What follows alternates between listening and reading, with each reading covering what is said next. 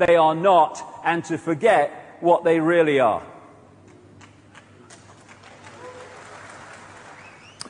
Well, interesting stuff, isn't it? And we're going to be showing a bit more of that in just a while. Now, you were talking about coordinates there, a very important part of the whole discussion. Explain what you meant by that. Well, I've been talking about coordinates for years because once you've got these, then the world can be seen with much greater clarity. And I know this from people who've heard me speak in the past. You can start to see the world as it is rather than as you've told it is. So, coordinate one, where does this conspiracy want to take the world? Well, it wants a centralized fascist dictatorship, like I said earlier, with a world government, world central bank, world army, world currency, electronic, not cash, and it wants a microchip population connected to a global computer. And they found that hilarious when I first said that many years ago. They're not laughing now. Mm-hmm. The other two key coordinates are, what are the methods used to take us there? One is problem, reaction, solution, as I call it, where you create the problem, you get the mainstream media unquestioningly, pathetically, to take your official version of your problem and pass it on to the people unquestioned. So the people react with fear, with outrage, with bewilderment, and say something along the lines of, this can't go on, something must be done, what are they going to do about it? Which allows those who covertly created the problem to then offer the solution in changes in legislation and changes in society which advance the agenda. And the other coordinate is the other method they use, which I call the totalitarian tiptoe. You're at A, you know you're going to Z, but if you go in one great leap, then the change is so vast that people go, they even look up from the game show and they say, what's going on? Because the change is so great.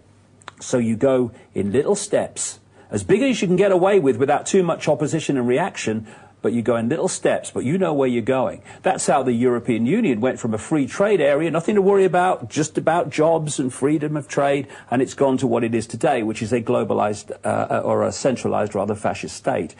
And once you have these three coordinates, where they want to take us, and add to that structure massive surveillance and control, the Orwellian state, and then you've got the two coordinates of the methods, problem, reaction, solution, and the totalitarian tiptoe. Those three things alone, if you understand them, look at the news, look at what politicians say, look at how they're justifying change in society to centralize power, and those three coordinates will open the world to you as it really is, as opposed to what the movie is telling you it is. Absolutely. Well, we're coming up towards a break. We've got about a minute to go. Can we actually make a change? I mean, the people viewing tonight actually did something. Can we make that change? Can we actually tip this round in our favour? Hey, the number of people who are in awareness manipulating us towards this end are a handful. The number of people being manipulated are 6 billion plus. I think I see an answer to this. Absolutely. Okay, well, join us in the next part where we're going to look at your text messages. You can send those in 87778. Type the word EDGE, leave a gap, and then your message. Keep it short and concise, if you would. That'd be great. You can also get copies of David's DVD if you go online to edgemediatv.com/now that's weird. And believe me, well worth having. And David, we're going to come back and talk a lot more with this in just a few moments' time and see another clip from the video. So stay tuned, don't go anywhere. If you're going to make that cup of tea, make it quick, because we'll be back with you in about 3 minutes' time here on Now That's Weird.